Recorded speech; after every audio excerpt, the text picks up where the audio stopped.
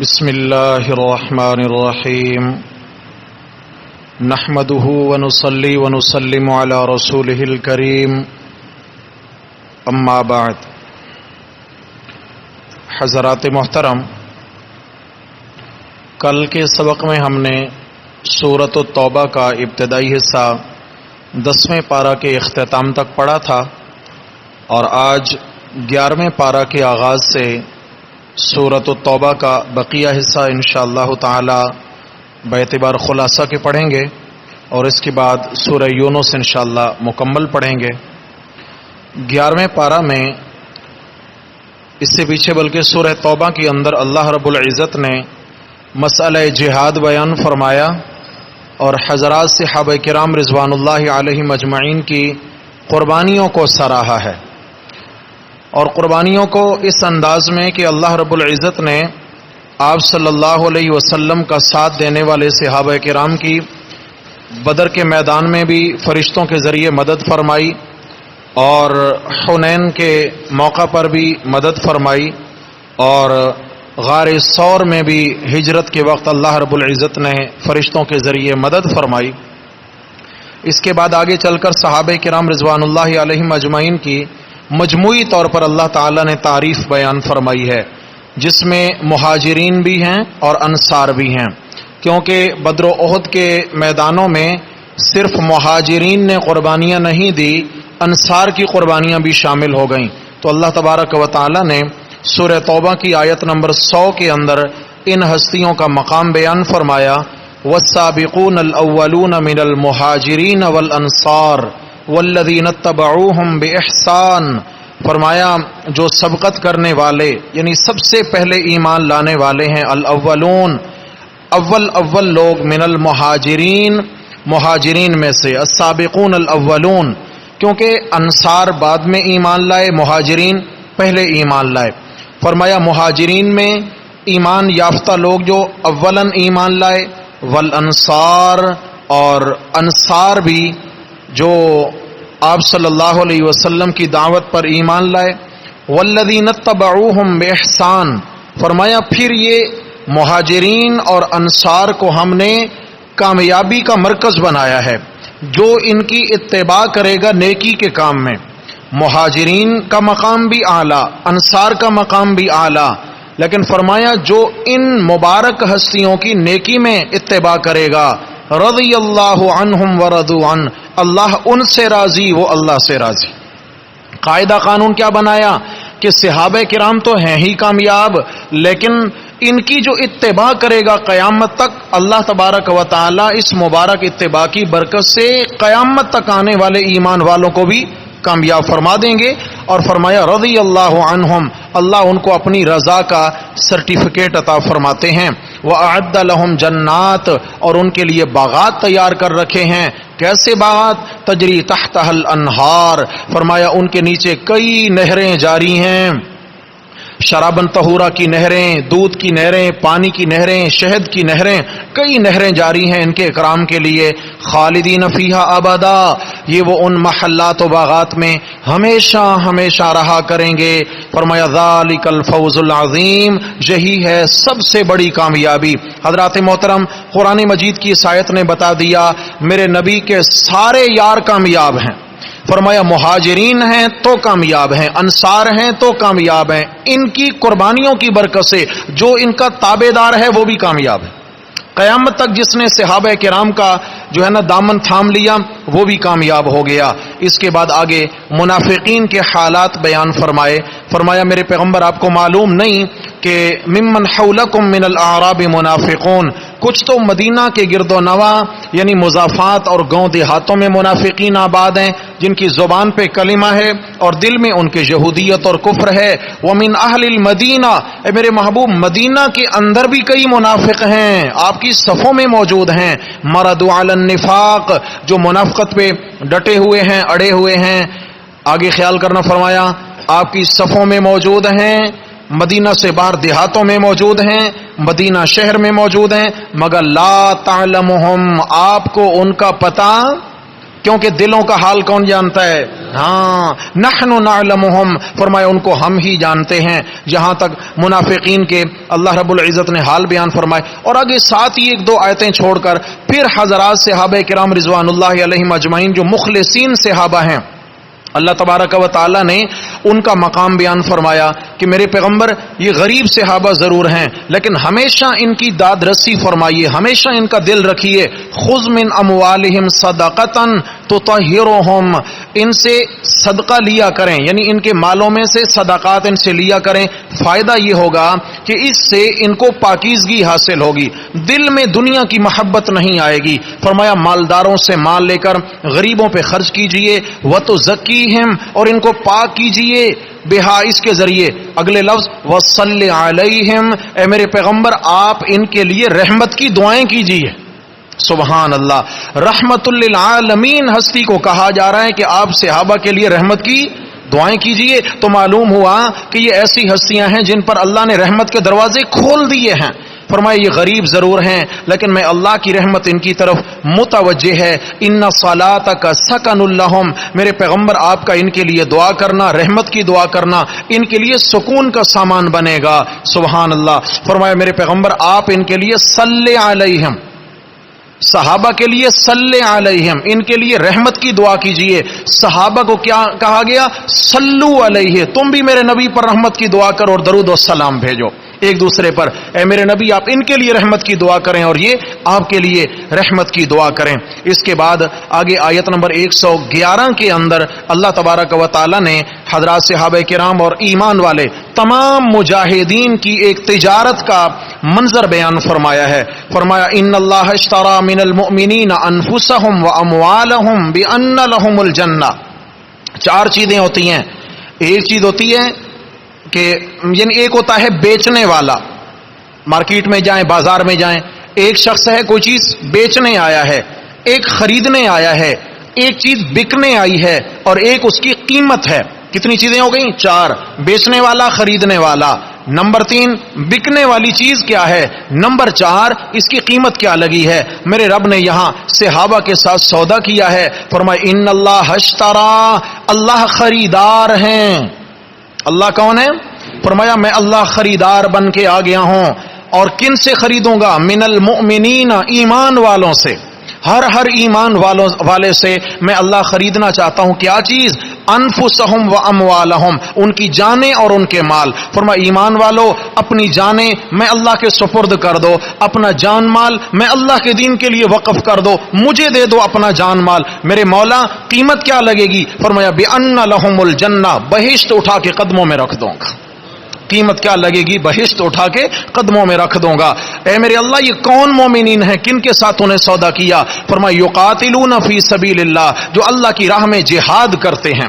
ہاں جی، اپنی جان مال یوں قربان کرتے ہیں، جہاد کرتے ہیں. فیقتلون ویقتلون، وہ اللہ کی راہ میں دشمن کو قتل کرتے ہیں اور دشمن کے ہاتھوں قتل ہو جاتے ہیں. وعدنا علیہ حقا فی التوراۃ والانجیل والقرآن، سچا وعدہ ہے ان کے ساتھ تورات میں بھی، انجیل میں بھی اور قرآن کے اندر بھی وعدہ ہو گیا. ومن اوفا بعہدہ من اللہ فاستبشروا، فرمایا کون اللہ سے زیادہ وعدہ وفادار ہے؟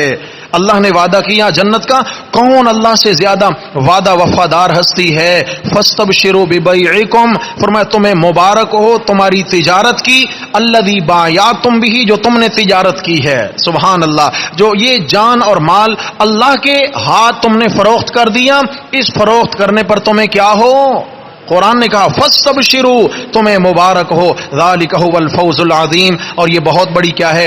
کامیابی ہے. اور اس کے ساتھ آگے چلے تو حضرات صحابہ کرام کی ایک بڑی قربانی کو بیان فرمایا.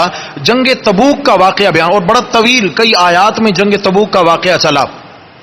جنگ تبوک یہ مدینہ سے تقریباً 900 میل کا سفر تھا. تبوک کا مقام، اور روم کے عیسائیوں کے خلاف آپ صلی اللہ علیہ وسلم لشکر لے کر نکلے ہیں. ادھر لاکھوں کا لشکر ہے اور ادھر میرے نبی کے ساتھ ٹوٹل 30,000 صحابہ ہیں.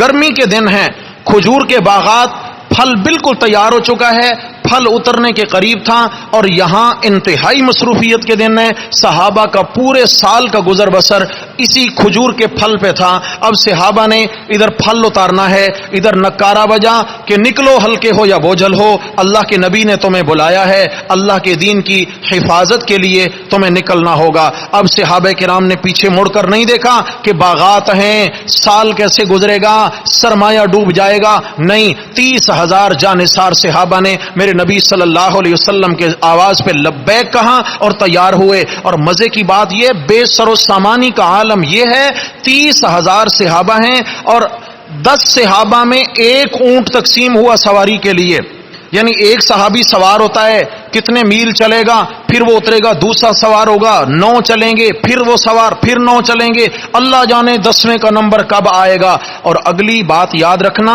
گرمی کے دن ہیں، سارا سفر ہی ریگستان کا ہے، اور صحابہ کے پاؤں میں جوتیاں بھی نہیں ہیں۔ اللہ اکبر۔ حضرت عبداللہ بن عمر رضی اللہ عنہما فرماتے ہیں کہ وہ سفر اتنا مشقت بھرا سفر تھا، اتنا مشقت بھرا کہ ہم اپنے سروں پہ جو ہماری پگڑیاں اور عمامے تھے پھاڑ کے، کچھ تو ہم نے دھوپ سے بچنے کے لیے سروں پہ لپیٹ لیے، اور ایک ٹکڑا ایک پاؤں پہ، دوسرا دوسرے پاؤں پہ لپیٹ لیا، ریت کی گرمی سے بچنے کے لیے۔ اور کھانے کے لیے کیا ملتا ہے؟ فرمایا ایک رات اور دن گزرنے کے بعد، 24 گھنٹے کے بعد کھجور کا ایک دانہ، کھجور کا ایک دانہ کھانے کو ملتا ہے۔ جانثار کیا ہے میرے نبی کے، وفادار کیا ہے میرے نبی کے، کیسے اللہ سے تجارت کر رکھی ہے ان دیوانوں مستانوں نے۔ چنانچہ ایک دانہ، شاگرد پوچھتے ہیں حضرت ایک دانے سے کیسے گزارا ہوتا تھا؟ فرمایا یہ مت پوچھو کہ ایک دانے سے گزارا، جب ایک دانہ بھی نہیں ملتا تھا تو پھر پوچھو پھر کیسے گزر ہوتی تھی۔ جو گٹھلیاں ہمارے پاس تھیں ہم انہیں چوس چوس کے اور درختوں کے پتے کھا کے گزارا کیا کرتے تھے، لیکن اللہ کے نبی کا ساتھ چھوڑا نہیں ہے۔ اس کے بعد 3 صحابہ پیچھے رہ گئے کہ جی ہمارے پاس تیز سواریاں تھے، مخلص صحابہ، منافقین تو ویسے پیچھے رہ گئے، وہ نہیں گئے، لیکن 3 مخلص صحابہ بھی پیچھے رہ گئے۔ قرآن ان کا یہاں واقعہ بیان کرتا ہے، وَعَلَى الثَّلَاثَةِ الَّذِينَ خُلِّفُوا حَتَّى إِذَا ضَاقَتْ عَلَيْهِمُ الْأَرْضُ بِمَا رَحُبَتْ، کہ ہمارا خیال یہ تھا کہ سواریاں تیز ہیں، جا ملیں گے، لیکن اللہ کی قدرت، ہم کام میں مصروف ہو گئے، فصل سمیٹنے میں لگ گئے۔ جب ہم تیز رفتار سواریوں پہ نکلے تو اللہ کی شان، اللہ کے نبی وہاں سے فتح یاب ہو کے واپس آ رہے تھے۔ واپسی کا سفر، اب تو کیا تھا، ہم پہ زمین تنگ ہو گئی، اب کیا بنے گا، اللہ کے نبی ناراض ہو جائیں گے، اللہ ناراض ہو جائیں گے۔ تو 50 دن تک اللہ کے نبی نے ان سے کلام نہیں کیا، 50 دن تک ان کی توبہ قبول نہیں ہوئی، اور 50 دن تک جو ہے نا گھر والوں سے بھی اللہ کے نبی نے ان کے تعلقات بائیکاٹ کروا دیے، کوئی گھر کی یعنی گھر کی عورت بھی ان سے کلام نہیں کر سکتی۔ فرمایا سوشل بائیکاٹ ہو گیا۔ خود سوچئے کیسے یہ 50 دن گزرے ہوں گے۔ اس کے بعد رو رو کے انہوں نے جب اللہ سے معافیاں مانگی، اللہ رب العزت نے بالآخر ان کی توبہ قبول فرمائی۔ یہاں چلتے چلتے ان صحابہ کرام کی تفصیلی توبہ کا ذکر آیا۔ پھر جب یہ صورت ختم ہونے لگی تو آخر کے اندر وہی مسئلہ بیان ہوا جس کے تحفظ کے لیے جہاد کرنا ہے۔ کون سا مسئلہ؟ فَإِن تَوَلَّوْا، میرے پیغمبر اگر یہ منہ موڑ لیں تو فقل، میرے پیغمبر آپ اعلان کیے جائیں، آپ نے یہ دعوت دینی ہے، کہنا ہے حسبی اللہ، مجھے اللہ کافی ہے۔ کون کافی ہے؟ فرمایا ساری دنیا تیرا ساتھ چھوڑ دے، تجھے گھبرانا نہیں ہے، حسبی اللہ، میرے پیغمبر اعلان کرو مجھے اللہ کافی ہے۔ کون اللہ؟ لا الہ الا ہو، جس کے سوا کوئی عبادت کے لائق نہیں ہے، علیہ توکلت وہو رب العرش العظیم۔ حضرات محترم، یہ جو آخری آیت ہے سورۃ التوبہ کی، اس کے اندر یہ جو الفاظ ہیں یہاں سے حسبی اللہ سے لے کر، پوری آیت نہیں، حسبی اللہ لا الہ الا هو علیہ توکلت وہو رب العرش العظیم۔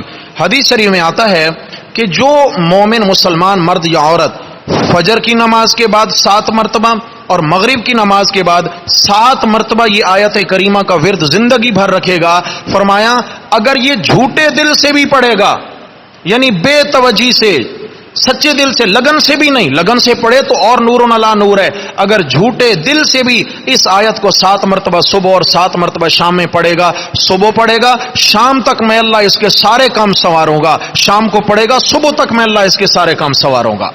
تو میرے بھائیو یہ کتنی با کمال آیت ہے، انشاءاللہ ابھی سے اس کو عمل میں لینا ہے انشاءاللہ۔ مختصر الفاظ ہیں۔ پھر اس کے بعد آگے چلے تو سورہ یونس آ گئی ہے۔ یونس اللہ کے ایک نبی کا نام ہے، حضرت یونس علیہ الصلوۃ والسلام۔ ان کی قوم کی توبہ کا ذکر آیا۔ پچھلی سورت کا نام کیا تھا؟ توبہ، آگے یونس، توبہ اور یونس، ربط کیا بنے گا نام کا نام سے؟ فرمایا توبہ ایسے کرو جیسے یونس علیہ السلام کی قوم نے توبہ کی تھی، توبہ کے بعد یونس، توبہ ایسے کرنی ہے جیسے یونس علیہ الصلوۃ والسلام کی قوم نے توبہ کی۔ توبہ کرنے والے مسلمان اور مومن اللہ کے ہاں کتنے عزیز اور محبوب ہوتے ہیں۔ فرمایا ان الذین آمنوا وعملوا الصالحات، جو ایمان لائے، عمل کیے نیک، یہدیہم ربہم بایمانہم، اللہ ان کا رب ان کو چلائے گا ان کے ایمان کی برکت سے۔ جو ایمان لے آئے تو اللہ تبارک و تعالی ان کو یعنی قبر میں بھی کامیاب ایمان کی برکت سے کرے گا، حشر میں بھی ایمان کی برکت سے، پل صراط سے بھی ایمان کی برکت سے گزاریں گے۔ یہدیہم ربہم، اچھا آگے کیا ہوگا؟ فرمایا تجری من تحتہم الانہار، پھر ان کو ایسے باغات ملیں گے جن کے نیچے کئی نہریں جاری ہیں، فی جنات النعیم، آرام کے باغوں میں۔ وہاں جب جنت میں یہ ایمان والے، توبہ کرنے والے، سچی توبہ کرنے والے جب جنت میں داخل ہو جائیں گے، آپس میں ملاقات ہوگی تو قرآن کیا کہتا ہے؟ دعواہم فیہا سبحانک اللہم، ان کی پکار وہاں بھی جنت میں پہنچ کے ہوگی، سبحانک اللہم، اے اللہ تو شریکوں سے پاک ہے۔ جنتیوں کا عقیدہ کیا ہے؟ بولو بھائی، سبحانک اللہم، اے اللہ تو شریکوں سے۔ اس لیے نماز شروع کی تو سب سے پہلے فرمایا تیری نماز بعد میں قبول ہوگی، پہلے اپنے عقیدے کی چیکنگ کرا، عقیدہ کون سا لایا ہے۔ نمازی کہتا ہے مولا یہ عقیدہ ہے، سبحانک اللہم و بحمدک، اے اللہ تو پاک ہے، تو عیبوں سے پاک ہے، تو نائبوں سے پاک ہے، تو وزیروں مشیروں سے پاک ہے، اے میرے اللہ تو ہر شریک سے پاک ہے، ہر کمزوری سے پاک ہے۔ وَتَحِيَّتُهُمْ فِيهَا سلام، اور ان کا تحفہ جنت میں سلام ہی سلام ہوگا۔ ادھر سے فرشتے آئیں گے تو سلام، ایمان والوں سے ملاقات ہوگی تو سلام، گھر والوں سے ملاقات تو سلام۔ وَآخِرُ دَعْوَاهُمْ، ملاقات ہو رہی ہے، آپس میں ملاقات ہو رہی ہے، اور ملاقات کا اختتام کہاں ہوگا؟ ان الحمد للہ رب العالمین، الحمد للہ رب العالمین پر ان کی ملاقات کا اختتام ہوگا۔ پھر آگے چلیں تو اللہ رب العزت نے اسی سورت کی آیت نمبر 15 کے اندر فرمایا کہ کامیابی چاہتے ہو اور اللہ کے ہاں سچی توبہ کی قبولیت چاہتے ہو تو میرے کلام سے جڑنا پڑے گا۔ توجہ بھائی، میرے کلام قرآن سے جڑنا پڑے گا۔ کیسے؟ نبی کریم صلی اللہ علیہ وسلم جب قرآن مجید کے ذریعے دعوت دیتے تھے، جب قرآن بیان کرتے تھے تو مشرکین مکہ کو جتنا تکلیف اللہ کے قرآن کے بیان سے ہوتی تھی اتنا کسی اور بات سے، توجہ کرنا بات پر، اتنا کسی اور بات پر نہیں ہوتی۔ تو مشرکین مکہ نے مشورہ کیا کہ آپ صلی اللہ علیہ وسلم سے ایک درخواست کرتے ہیں کہ جو تقریر جی چاہے سنائیے، یہ اللہ کا قرآن پڑھ کے اللہ کی توحید مت سنائیے۔ ہمارے معبودوں کی انسلٹ ہوتی ہے، ہمارے معبودوں کی توہین ہوتی ہے، ہمارے معبودوں کی یہ قرآن کمزوریاں بیان کرتا ہے، ہمارے معبودوں کی یہ قرآن ضعف اور لاچاریاں بیان کرتا ہے، اور اللہ کو وحدہ لا شریک بیان کرتا ہے۔ یہ قرآن بیان نہ کریں، باقی جو آپ کا جی چاہے۔ تو یہ آیت نمبر 15 کا ترجمہ گھروں میں دیکھیے گا۔ فرمایا وَإِذَا تُتْلَى عَلَيْهِمْ آيَاتُنَا بَيِّنَاتٍ، اور جب ان کے سامنے پڑھی جاتی ہیں ہماری آیتیں واضح واضح، قَالَ الَّذِينَ لَا يَرْجُونَ لِقَاءَنَا، تو وہ لوگ کہتے ہیں جن کا ہماری ملاقات پر یقین نہیں ہے، ہاں جی، قیامت پر جن کو یقین نہیں تھا، وہ کیا کہتے؟ ائت بقرآن غیر ھذا، یہ قرآن واپس لے آؤ، کوئی اور قرآن لے آؤ۔ ائت بقرآن غیر ھذا، یہ قرآن نہیں چاہیے، کوئی اور قرآن لے آؤ، ایسا جس میں ہمارے معبودوں کی انسلٹ نہ ہو، جس میں ہمارے معبودوں کی عبادت اور پکار سے منع نہ کیا گیا ہو۔ اور قرآن لے آئیے جس قرآن میں اللہ کی توحید ہے، وہ قرآن ہمیں ہضم ہوتا۔ ناراض تو نہیں ہو گئے؟ یہ ان کی بات کر رہا ہوں، ان کی بات کر رہا ہوں۔ اگر کبھی اللہ کی توحید سن کے ہم بھی چیں بجبیں ہونے لگے نا، تو پھر اپنے ضمیر کو ملامت کریں کہ ہم کن کی راہ پہ چل نکلے ہیں۔ اگر قرآن سن کے خدا کی قسم دل میں ٹھنڈ پہنچتی ہے، اللہ کی توحید سن کر دل میں ٹھنڈ پہنچتی ہے، تو پھر اللہ کا شکر ادا کریں، ابھی تک ہمارا ایمان سلامت ہے۔ الحمدللہ، قرآن کے تعلق سے ہی کام بنے گا، یاد رکھنا۔ اگر اللہ کی توحید سن کر کبھی دل میں کوڑن آتی ہے تو پھر اپنے ایمان کی خیر منائیں۔ فرمایا ائت بقرآن غیر ھذا، یہ قرآن لے جائیے، کوئی اور قرآن لے آئیے۔ جی اور تو نہیں آ سکتا، تو دوسرا آپشن یہ ہے او بدل ہو، اسی کو بدل ڈالیے، او بدل ہو، آگے کی آیتیں اٹھا کے پیچھے، پیچھے کی آگے کریں، جہاں لکھا ہے کہ غیر اللہ کی پکار نہ کریں وہاں کریں، کبھی کبھی کر لیا کریں، او بدلو، اسی قرآن میں تبدیلیاں کیجئے۔ میرے محبوب ان کو جواب دیجئے، قل ما یکون لی ان ابدلہ من تلقاء نفسی، فرمایا میرے بس کی بات نہیں ہے کہ میں اس قرآن کو بدل ڈالوں، نہ میں میری مرضی سے اترا ہے اور نہ ہی اپنی مرضی سے اس کو بدل سکتا ہوں۔ ہاں جی میری ڈیوٹی یہ ہے، ان اتبع الا ما یوحى الی، میں تو تابع دار ہوں صرف اسی کا جو میری جانب وہاں سے وحی آتی ہے، اپنی مرضی سے میں تمہیں اللہ کا قرآن سناتا۔ فرمایا یہ میرے رب کا حکم ہے اور میرے رب کی مرضی ہے کہ میں تمہیں رب کا قرآن سناؤں۔ پھر اس کے بعد جناب من آگے چلے تو اسی سورت کی آیت نمبر 18 کے اندر رسول اللہ صلی اللہ علیہ وسلم کی زبانی مشرکین مکہ کا ایک نظریہ بیان کروایا۔ آخر اختلاف کس وجہ سے ہے؟ کون سا مسئلہ ہے جو قرآن بیان کرتا ہے اور ان کو ہضم نہیں ہوتا؟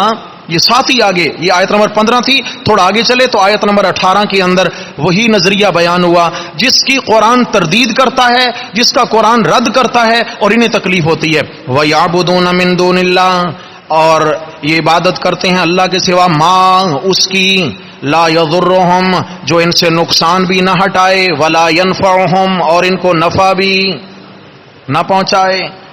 جب ان کو کہا جاتا تھا کہ یہ تم لات، منات، عزا، حبل، نائلہ، عیصاف، اتنے اتنے تم نے معبود بنا رکھے ہیں، ان کو کیوں پکارتے ہو، ان کی کیوں عبادت کرتے ہو؟ تو کہنے لگے ہم عبادت تھوڑی کرتے ہیں، ان کو خدا تھوڑی مانتے ہیں، بلکہ صرف اتنی سی بات ہے، نہ تو یہ نفع پہنچاتے ہیں نہ نقصان، البتہ اتنی بات ہے، یقولون، توجہ بھائی، یقولون، یہ کہا کرتے تھے، ہؤلاء شفعاؤنا عند اللہ، یہ ہمارے اللہ کے حضور سفارشی ہیں۔ جاگنا ذرا، کہ ہم کہتے ہیں کہ یہ کر نہیں سکتے، اللہ سے کروا دیتے ہیں۔ آج بھی پوچھو بھائی، یہ مزاروں پہ جا کر چادریں چڑھانا، یہ سجدے کرنا، یہ میلے ٹھیلے عرس لگانا، یہ کیوں؟ تو کہتے ہیں بھائی ہم تھوڑے ہی ان سے جا کر مانگتے ہیں، ہم تو ان کے وسیلے سے مانگتے ہیں، ہم تو کہتے ہیں جی کر نہیں سکتے، اللہ سے کروا دیتے ہیں۔ خدا کی قسم یہ ابو جہل کا شرک تھا، قسم کھا کے عرض کر رہا ہوں، یہ کون سا شرک تھا؟ ابو جہل کا شرک یہی تھا۔ قرآن کہتا ہے جب اس نظریے کا رد کیا جاتا ہے، کہتے ہیں جی اب یہ قرآن ہمیں ہضم نہیں ہوتا، کہ قرآن ہمارے عقیدے اور نظریے کا رد کرتا ہے۔ آگے چل کر مشرکین مکہ کا ایک اور نظریہ آیت نمبر 22 کے اندر یہ نیچے ہی ساتھ بیان فرمایا ان کا حال یہ ہے جب ان پہ بن آتی ہے، جب یہ مشکل میں گھر جاتے ہیں تو سوائے خدا کے ان کو کوئی دروازہ نہیں دکھتا، لیکن جب حالات نارمل ہو جاتے ہیں تو کون میں کون، پھر جیسے اللہ سے کبھی تعلق ہی نہیں تھا ان کا۔ فرمایا هو الذی یسیرکم فی البر والبحر، وہی اللہ تو ہے جو تمہیں چلاتا ہے جنگل میں اور سمندر میں، حتی اذا کنتم فی الفلک، یہاں تک کہ جب تم سوار ہوتے ہو کشتیوں میں، وجرین بہم بریح طیبہ، اور وہ لے چلتی ہیں بریح طیبہ، خوشگوار ہوا میں، فرحوا بہا، تو یہ مسافر خوش ہو جاتے ہیں، جاءتھا ریح عاصف، کہ ناگہاں ایک طوفان اٹھتا ہے سمندر میں، ہاں جی تیز آندھی آتی ہے، وجاءہم الموج من کل مکان، فرمایا کشتی کو ہر جانب سے بڑی بڑی موجیں آ کر گھیر لیتی ہیں، ادھر سے تھپیڑے پڑے ادھر سے تھپیڑے پڑے، قریب ہے۔ یہ مشرکین مکہ کو کہا جا رہا ہے کہ تم جب کشتیوں میں سوار ہوتے ہو، سفر کر رہے ہوتے ہو اور خوشگوار ماحول ہوتا ہے، پیچھے کی ہوا ہوتی ہے، خوش ہوتے ہو کہ کشتی جلدی تیزی سے آگے کو چلے گی، کہ اچانک سامنے سے طوفان اٹھتا ہے، دائیں سے بائیں سے پیچھے سے، فرمایا ہر طرف سے گھر جاتے ہو، وظنوا انہم احیط بہم، اور ان کو یقین آ جاتا ہے کہ اب ہم احاطے اور گھیرے میں آ گئے ہیں، اب بچ نکلنے کی کوئی راہ نہیں ہے۔ تو پتہ ہے کیا کرتے ہیں؟ دعو اللہ، کسے پکارتے ہیں؟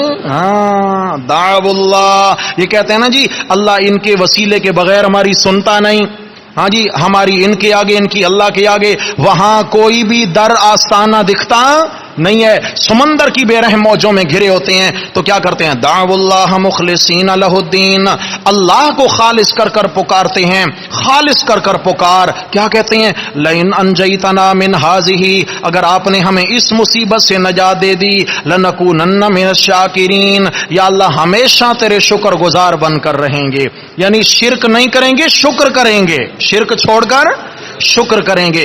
فلما انجاہم، جب ان کو اللہ نے نجات دے دی، اذا ہم یبغون فی الارض بغیر الحق، تو اسی وقت ناگہاں زمین پہ پہنچتے ہی فساد مچانا شروع کر دیتے ہیں. کہتے ہیں نہیں جی فلاں کی نظر کرم سے ہوا، فلاں کی نظر کرم سے ہوا.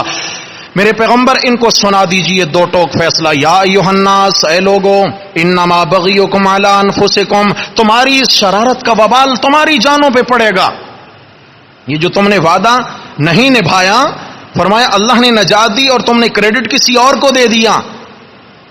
ہم کراچی والے بھی تو کہتے ہیں نا کہ یہ سمندر پتہ ہے کراچی کے قریب کیوں نہیں آتا؟ عبداللہ شاہ غازی صاحب نے روک رکھا ہے. عبداللہ شاہ غازی نے روک رکھا ہے. ایمان سے بتائیں مکہ کے مشرک اور کراچی کے مشرک میں فرق بچے گا؟ ناراض نہ ہوا کریں. آئینہ رکھیں سامنے قرآن کا، دیکھیں اپنے آپ کو. خدا نخواستہ کہیں ہم اس آئینے میں دھندلے تو نہیں دکھ رہے؟ کہیں اپنا ہمارا ایمان و عقیدہ متزلزل تو نہیں ہے؟ میرے بھائی یاد رکھنا، اگر حق بیان ہو نا، جو قرآن کے نہج کا حق ہے، خدا کی قسم میرے نبی سے میٹھی زبان کسی کی ہو سکتی ہے، لیکن میرے نبی صلی اللہ علیہ وسلم نے جب یہ مسئلہ بیان فرمایا تو رشتہ داروں نے پتھر مار مار کے لہولہان کر دیا. میرے نبی صلی اللہ علیہ وسلم پر اونٹ کی اوجڑی تک ڈال دی گئی، نماز کی حالت میں، سجدے کی حالت میں.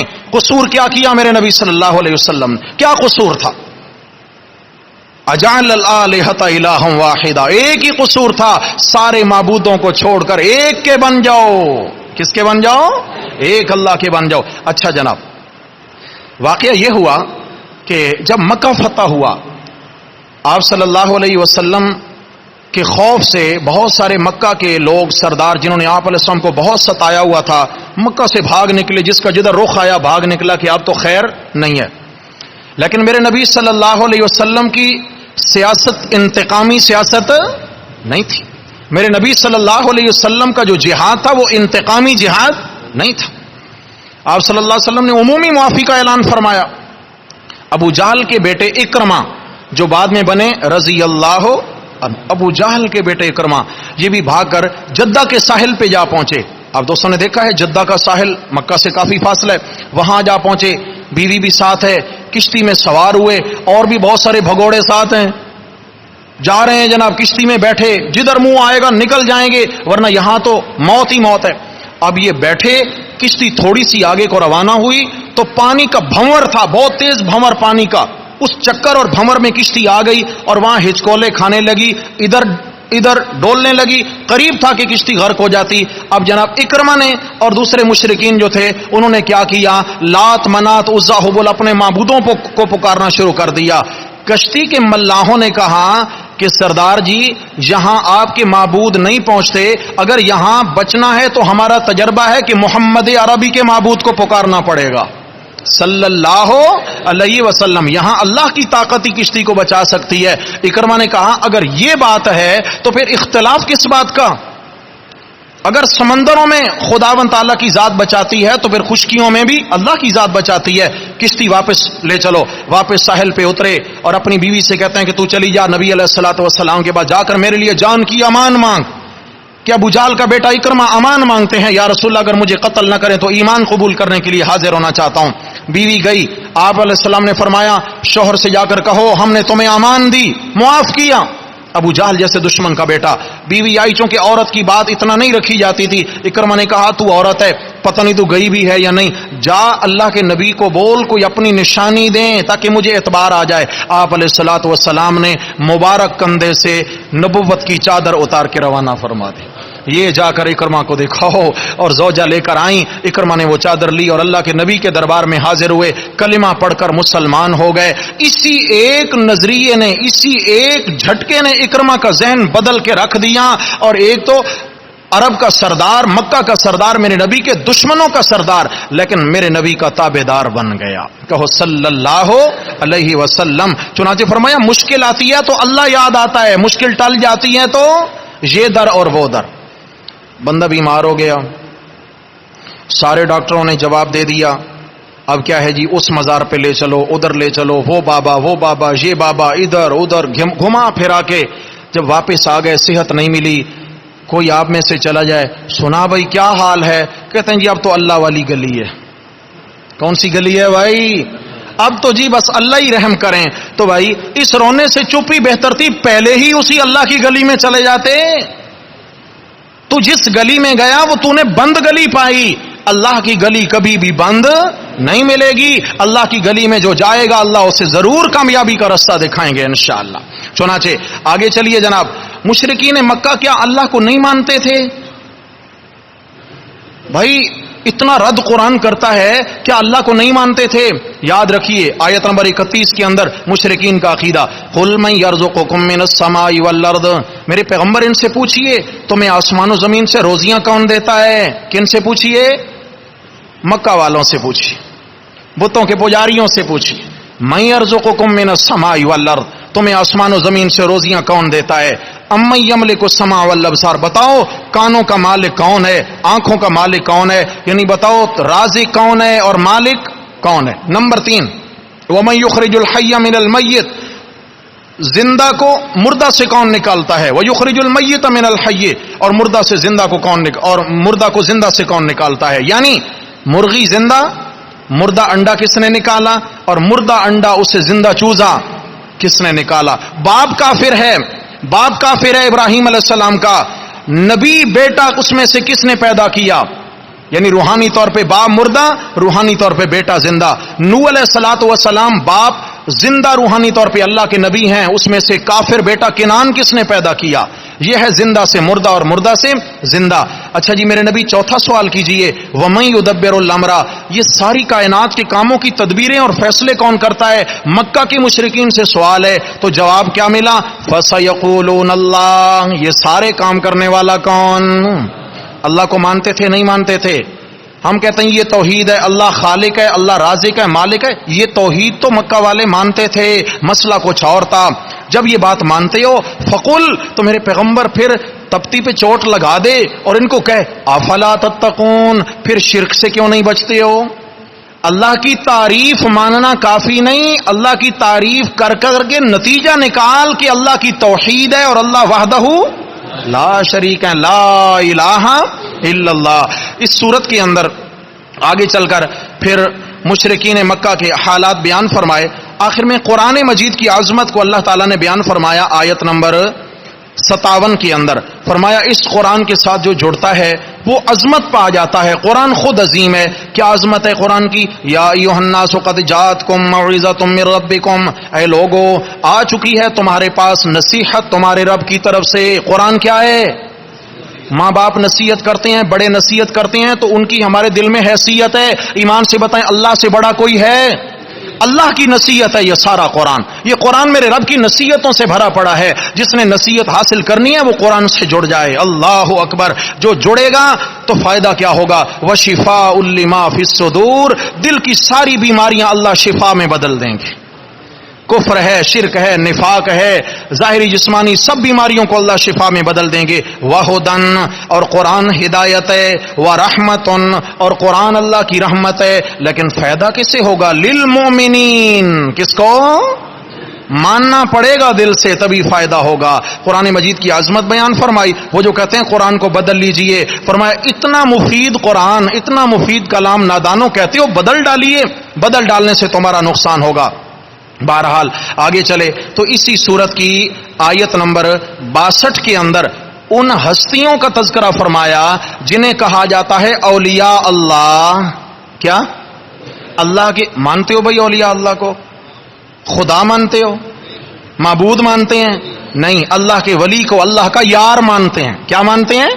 ہاں, اللہ کا یار مانتے ہیں, اللہ کا ولی مانتے ہیں. چنانچہ ولایت حاصل کیسی ہوئی؟ فرمایا جنہوں نے قرآن سے اپنا تعلق جوڑا ان کو ولایت حاصل ہوئی.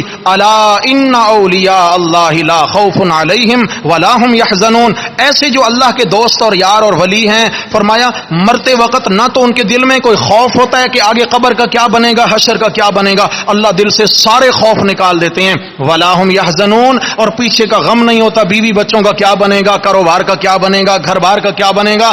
پیچھے کے غم بھی ختم, آگے کے خوف بھی ختم. اولیاء اللہ. یا اللہ یہ تو بتائیں اولیاء اللہ اگر اللہ کا ولی بننا پڑے تو کرنا کیا پڑے گا؟ یا اللہ کیا اس کے لیے کوئی خاص طریقہ کار ہے؟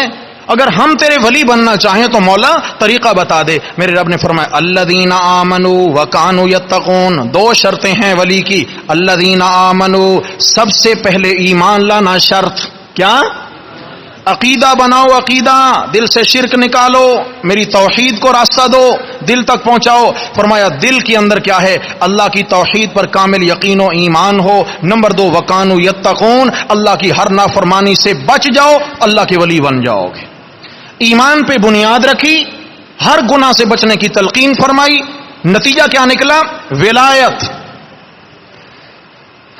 امام حسن بصری رحمت اللہ علیہ سے کسی نے پوچھا کہ حضرت ولی کون ہوتا ہے، ولی کی نشانیاں کیا ہیں، اللہ کا ولی کون ہوتا ہے؟ فرمایا الولی هو الذی یکون فی عینہ حیاء. ولی وہ ہوتا ہے جس کی آنکھ میں حیا ہو. کیا ہو؟ الولی هو الذی یکون فی لسانہ ثناء. ولی وہ ہوتا ہے جس کی زبان پہ اللہ کی ثنا اور تعریفیں ہوں، ہر وقت اللہ کا ذکر کرتا ہو، اللہ کی بات کرتا ہو، اللہ کی بڑائی بیان کرتا ہو. الولی هو الذی یکون فی نطقہ شفاء. اللہ کا ولی وہ ہے بات کرے کو دلوں کو منہ لے لے، بات کرے تو دلوں میں ٹھنڈ ڈال دے. دل جلانے والے اللہ کے ولی ہوتے. الولی هو الذی یکون فی نطقہ شفاء. الولی هو الذی یکون فی قلبہ صفاء. ولی وہ ہوتا ہے جس کے دل میں ایمان کی صفائیاں موجود ہوں، دل میں کسی کے متعلق میل کچیل موجود نہ ہو. آخر میں فرمایا الولی هو الذی یکون فی یدہ عطاء. ولی وہ ہوتا ہے جس کے ہاتھ میں صدقہ کرنے کی عادت ہو، اپنا مال اللہ کی راہ میں لوٹانے کی عادت ہو، وہ ولی ہوتا ہے. اور دوسروں کی جیب پہ نظر رکھنے والا کبھی ولی بن سکتا؟ معذرت کے ساتھ، ولایت کے لیے کیا ہے؟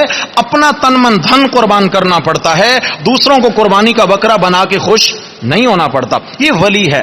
اور میرے شیخ مانا کرتے تھے، امام حسن بصری کی بات آئی، میرے شیخ بھی ولی کی 2 نشانیاں بیان کرتے تھے. ولی کون ہوتا ہے؟ فرمایا کرتے تھے ولی وہ ہوتا ہے جس کی زبان پہ ذکر خدا ہو، پورے بدن پہ سنت مصطفیٰ ہو صلی اللہ علیہ وسلم.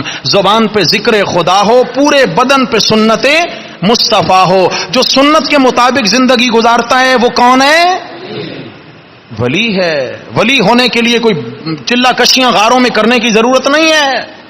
یہ ضابطے ہیں، ان پہ آ جائیے. تو یہاں فرمایا کہ ان صفات والے اللہ کے بڑے پیارے لوگ ہیں. پھر اس کے بعد آگے چلے تو فرعون کی ہلاکت کا تفصیلی قصہ بیان فرمایا کہ چاہتے ہو کہ توبہ قبول ہو جائے تو مرنے سے پہلے موت کے فرشتے نظر آنے سے پہلے توبہ کر لو، سچی توبہ کر لو، میں اللہ تعالیٰ تمہیں معاف کر دوں گا. سانس ہے تو چانس ہے، سانس گیا تو چانس گیا.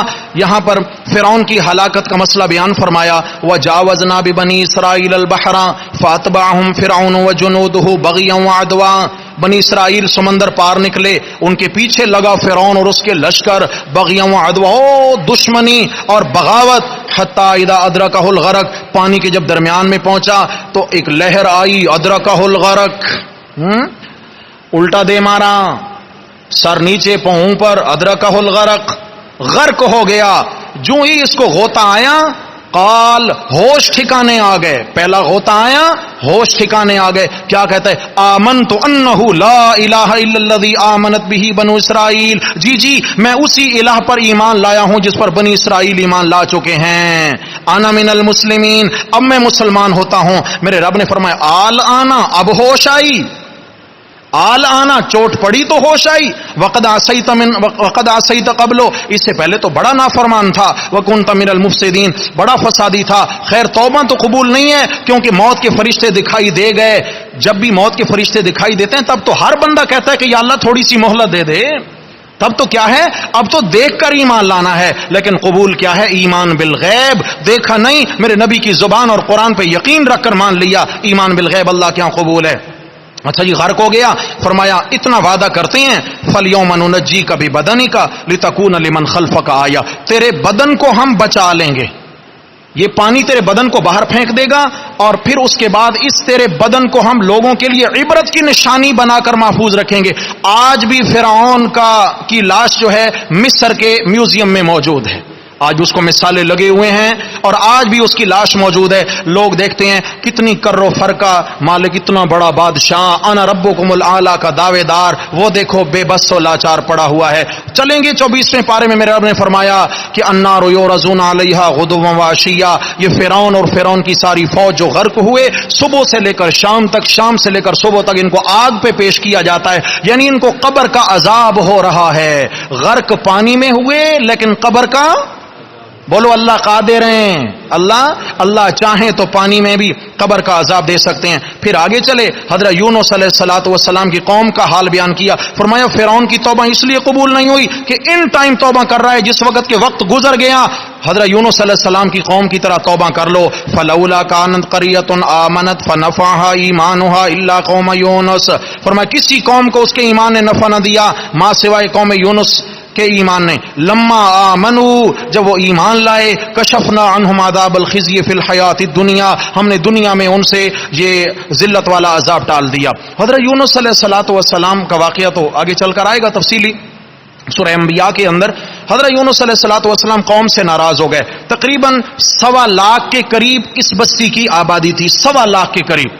حضرت یونس علیہ السلام نے ان کو وارننگ دے دی، تم نہیں مانتے ہو، 3 دن کے اندر تم پہ اللہ کا عذاب آ جائے گا. خود چلے گئے اور اللہ سے اللہ کے حکم کا انتظار نہ کیا، وارننگ دے کر چلے گئے. اب اللہ تبارک و تعالی نے جو چاہا وہی ہوا. اپنے نبی کی بات بھی رکھی اور اپنی بات بھی سچی کر دکھائی. حضرت یونس علیہ الصلوۃ والسلام تو کیا ہے، پانی یعنی کشتی میں سوار ہوئے، اب کشتی آگے نہیں جا رہی، بالآخر کیا ہے جی مچھلی کے پیٹ میں جانا ہوا. 3 دن 3 راتیں وہاں رہے، باہر آئے. ادھر کیا ہوا کہ جناب کالے بادل بستی میں منڈلانے لگے، ہولناک خطرناک قسم کے بادل منڈلانے لگے. جو سمجھدار قوم کے لوگ تھے انہوں نے کہا بھائی یہ بادل بارش والے نہیں ہیں، یونس علیہ السلام کی وارننگ ہے، اللہ کا عذاب ہے، اس لیے گھروں سے نکلو، توبہ کرو. ابھی تک عذاب چونکہ اترا نہیں تھا، موت کے فرشتے دکھائی نہیں دیے تھے. قوم باہر نکلی، گڑ گڑا کے توبہ کی، اللہ نے ساری بستی کی توبہ قبول کر لی. فرمایا سچے دل سے توبہ کرو تو میں اللہ رب العزت تمہیں کامیاب کروں گا، لیکن ایمان بناؤ. ایمان کیسے بنے گا؟ آخر میں آخری رکوع کے اندر آپ صلی اللہ علیہ وسلم کی زبانی اعلان توحید فرمایا یہ ہے اصل ایمان کی بنیاد. قل یا ایھا الناس، میرے پیغمبر اعلان فرما دیجئے، قل میرے پیغمبر یہ تقریر فرمائیے، لوگوں کو کہیے، یا ایھا الناس، اے لوگو، ان کنتم فی شک من دینی، اگر تم میرے دین کے معاملے میں شک میں ہو تو سنو میں اللہ کے نبی کا دین کیا ہے. فلا اعبد الذین تعبدون من دون اللہ، جن جن کی تم عبادت کرتے ہو میں ان کی عبادت کرنے کو تیار نہیں ہوں. 2 ٹوک جواب. کس کی عبادت؟ ولکن اعبد اللہ، لیکن میں تو عبادت کرتا ہوں صرف اللہ کی. کس کی؟ کون اللہ؟ الذی یتوفاکم، وہ جو تمہیں موت دیتا ہے. وامرت ان اکون من المؤمنین، اور مجھے آرڈر ہے کہ میں ایمان والوں میں سے ہو کر رہوں. تفصیلات آ گئی ہیں ایمان کی. وَأَنْ أَقِمْ وَجْهَكَ لِلدِّينِ حَنِيفًا، فرمایا میرے پیغمبر ایمان یہ ہے اپنا چہرہ سیدھا رکھ اللہ کے لیے. کس کے لیے؟ کیا مطلب ہے سیدھا رکھ اللہ کے لیے؟ یعنی ہر وقت آپ کی توجہ کس کی جانب ہو، ہر ضرورت میں خیال کس کا آئے، ہر مشکل میں دروازہ کون سا دکھے. ان اقم وجہک للدین حنیفا، اللہ کے ہو کر رہیے. اس کے بعد فرمایا ولا تکونن من المشرکین، اور مشرکوں میں سے ہو کر نہیں رہنا.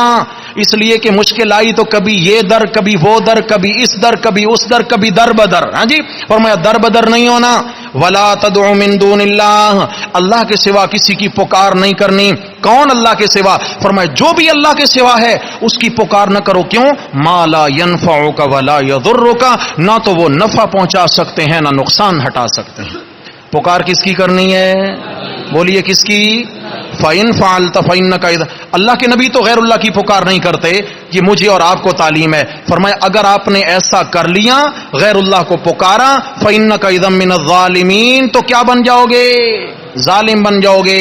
اور رہا قانون اور ضابطہ، اللہ تبارک و تعالیٰ کی ذات کی حیثیت کیا ہے؟ وَإِن يَمْسَسْكَ اللَّهُ بِضُرٍّ فَلَا كَاشِفَ لَهُ إِلَّا هُوَ، اللہ اگر کسی کو دکھ پہنچا دیں تو ساری دنیا مل کر وہ دکھڑے دور کر سکتی وَإِن يُرِدْكَ بِخَيْرٍ فَلَا رَادَّ لِفَضْلِهِ، اللہ کسی کو بھلائی دے دیں تو ساری دنیا مل کر اس بھلائی کا فیصلہ ہٹا سکتی نہیں ہے۔ تو یہاں پر کیا فرمایا؟ وَاتَّبِعْ مَا يُوحَىٰ إِلَيْكَ، میرے پیغمبر یہی میں اللہ کی وحی ہے، اسی کا تابع دار بن کے چلا چل، اور میرے پیغمبر اپنی امتوں اپنے امتیوں کو کہہ دو یہی میری جانب وحی ہے، اسی عقیدے کو لے کے چلے چلو، انشاءاللہ تعالی صراط مستقیم نصیب ہو جائے گا، اللہ تمہاری توبہ بھی قبول فرما لیں گے۔ سورہ یونس کے اندر یہاں تک مسئلہ توحید کی توضیحات ہوئیں۔ اس کے بعد انشاءاللہ تعالی ہم نے آگے کچھ پڑھا تو ہے چندر کو اس کے سورہ ہود کے، لیکن کل کے سبق میں انشاءاللہ ایک ساتھ اس کا خلاصہ بیان ہو جائے گا۔ اللہ تعالیٰ کہا سنا اپنی بارگاہ میں قبول فرمائیں۔ اقول قولی ھذا استغفر اللہ واتوب